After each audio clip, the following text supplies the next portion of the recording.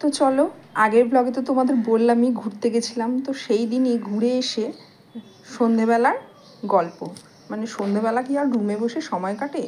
যেহেতু রিসর্টে মালিক আমাদের চেনা জানা ছিল, মানে আমার হাজব্যান্ডের ফ্রেন্ড ছিল, তো সেই জন্য আমরা কি করতাম, রোজ যেখানটা খাওয়া দাওয়া হতো সেখানটা সন্ধ্যাবেলা চলে যেতাম। মানে ঘুরে ফিরে এসে না, আর ঠান্ডার জায়গা জানোই তো, মানে একদমই নিঝুম হয়ে যায় সন্ধ্যাবেলার দিকটাতে, কারণ পাহাড়ি এলাকা, এরা তো তাড়াতাড়ি খেয়ে দিয়ে শুয়ে পড়ে। তো আমাদের ক্ষেত্রে যেটা হয়েছে, যদিও আমরা যেখানে ছিলাম সেখানে এই জিনিসটা হয়নি, তাড়াতাড়ি খেয়ে দিয়ে ঘুমিয়ে পড়ার ব্যাপারটা হয়নি। মানে তাড়াতাড়ি খেয়ে দিয়ে ঘুমিয়ে পড়ার মধ্যেও এই ধরো 9:30-10টা হয়ে গেছিলো। তো দেখো ওইখানে চলে গেছিলাম যেখানে আমরা খাওয়া দাওয়া করতাম, জায়গাটা দেখতেই তো পাচ্ছ। তো সেখানে গিয়েই ওখানে ফুল ভলিউমে গান চালিয়ে এরকম যে যেমন পারতাম উড়াধুরা একেবারে নাচ চলতো। দেখতে পাচ্ছ তো কীরকম চলছে। গানটা দিতে পারলাম না কপিরাইটের জন্য, যেটা নিয়ে আমি কাজ শুরু করেছি। দেখতে পাচ্ছ হাতে মাইক নিয়ে এবার আমি একটা গান গাইবো। দেখা যাক গানটা আদৌ সুরের হয় না বেসুরের হয়, এটাই দেখা হচ্ছে। দেখেছিস কি এটা আদৌ সুরের হয় না বেসুরের হয়, এটাই দেখা। কই মিউজিক দাও। কি কোন গানের মিউজিক তো দেওয়া, কোন গানে গালাবে, মিউজিক নেই, পাগলামির মধ্যে এবার ওদিকে গান নাচও চলছে, এদিকে রাতের ডিনারেরও প্রস্তুতি চলছে। যেহেতু বললামই তোমাদের চেনা জানা, আর রান্নার জায়গায় ছেলেটা একাই ছিল, যার জন্য আমরাও গিয়ে কম বেশি হেল্প করে দিয়েছিলাম। যারা আমরা সবাই যারা গেছিলাম কম বেশি অনেকেই গিয়ে সামনে। এই দেখো রাতের ডিনারের মেনুতে ছিল চিকেন আর রুটি, যদিও রান্না হয়েই এসেছিলো, জাস্ট আমি একটু শেষের দিকে একটু নাড়া দিয়ে দিলাম। আর এই দেখো একদম খাওয়ারও প্রস্তুত। আস্তে আস্তে রাত তো বাড়ছিলই, ওই যে বললাম 9টা-9:30টার মধ্যে খেয়ে দিয়ে শুয়ে পড়তাম। তো তারপরের দিন আবার সকালবেলা ঘুম থেকে উঠে স্নান টান করে ব্রেকফাস্ট করে বেরিয়ে পড়লাম। এই দেখো আজকে চলে এসেছি, যেটা তোমাদের আগের দিন দেখালাম বুদ্ধা পার্ক, ওখানেই চলে এসেছি। এত সুন্দর মানে ভিউ, মুখে বলে বোঝানো যাবে না যে কি সুন্দর ভিউটা। তোমাদের মানে চোখে দেখা আর ক্যামেরায় বন্দি করার মধ্যে তো আমি বারবারই বলছি যে তফাৎ প্রচুর আছে, তাই তো।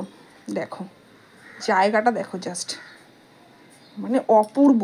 যতটা মুখে বলছি মনে হয় কম। এটা তো ওপর দিক থেকে, মানে আমরা এই পার থেকে দেখছি, সামনে অবশ্যই যাব।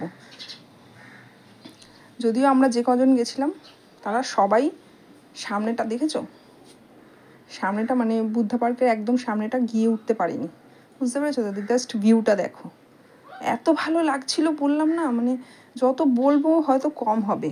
তোমরা সামনে না গেলে ক্যামেরায় কতটা ভালো হয়তো নাও লাগতে পারে, মানে যতটা সামনে না গেলে বুঝতে পারবে না।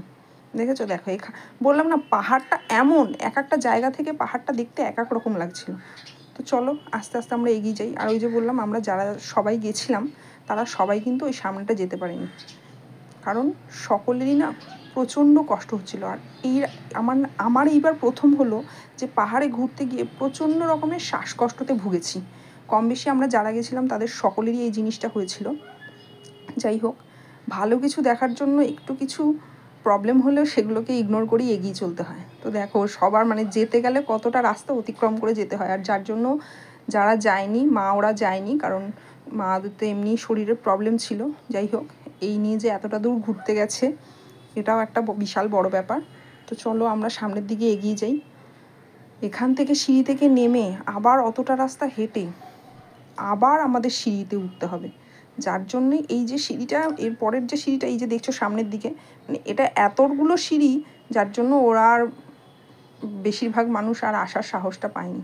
মানে যাদের সাথে গেছিলাম বলতে তো আমার ফ্যামিলিই গেছিলো সব।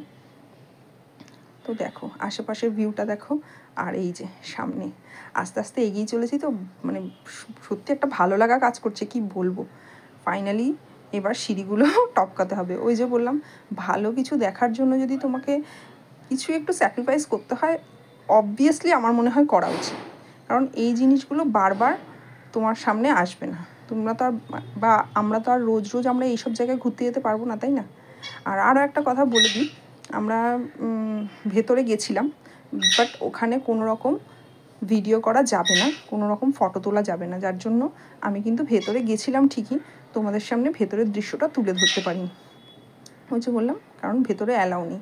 আর এই দেখো বাইরের দিকটা দেখেছো, এই টবগুলো ওইগুলো ভর্তি পুরো জল, কিসের জন্য আমি জানি না। আর এই যে গাড়িগুলো দেখছো, এগুলো যারা ওই হাঁটতে সিঁড়ি দিয়ে উঠতে চায় না, পেছন দিক দিয়ে রাস্তা আছে, এই গাড়িগুলো ভাড়া করে এরা একদম সামনের দিকটাকে নামিয়ে দিচ্ছে, দেখেছো তো। আর এই দেখেছো এই টবগুলো কিন্তু বিশাল বড় বড়, মানে আকৃতিতে দেখেছো তো। পাশে আরও কতগুলো আছে, ওই দিকেও যেমন আছে, আবার এই পাশেও আছে, পুরো ভর্তি ভর্তি জল। ওই যে দেখেছো, পুরো ওই দিকেও আছে, ওই দিক দিয়ে পুরো একদম ইয়ে।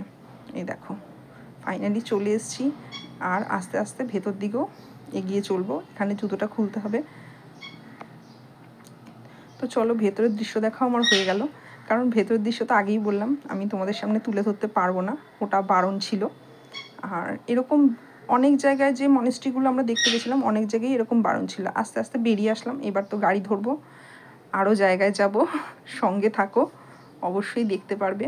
কারণ এই দৃশ্যগুলো বারবার আমরা দেখতে পারি না। আমার চোখ দিয়ে যেগুলো দেখেছি সেগুলিই ক্যামেরা বন্দি করে এনে তোমাদের সামনে তুলে ধরছি। আরও একটা পার্ট নিয়ে তাড়াতাড়ি হাজির হব। টাটা।